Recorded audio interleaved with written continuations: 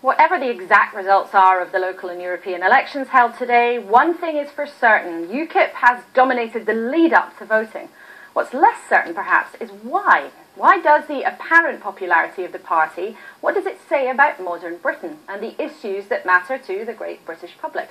Well, to chew that over, I'm joined now by the author Bonnie Greer, the chief political commentator of The Telegraph, Peter Oborne, and independent columnist Yasmin Alabai-Brown. Peter, first of all to you, why do you think this has happened this time round? I think it says something very profound about our politics. For the last 10 years, we've had all these earnest groups, Helena Kennedy and the Power Commission, the Hansard Society, saying, why are the British people apathetic about politics?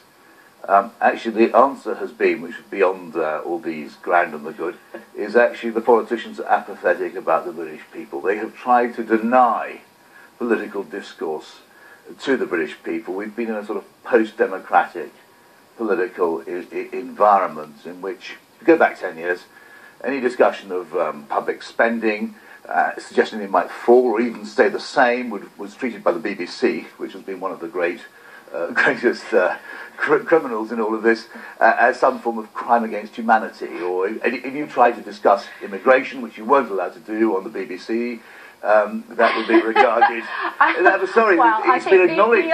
It's been acknowledged even by your boss. Anyway, are shaking their heads, but we're here to talk about the point. Any discussion about immigration was treated as a form of racism. Any discussion about Europe was treated as a form of xenophobia. And so, in other words, public debate was abolished. At the same time, there was a conspiracy between the three main parties to deprive access to democracy to the vast majority of voters. Well, the point there, I believe, that Peter is trying to make is that politicians thought there was something wrong with people for not being interested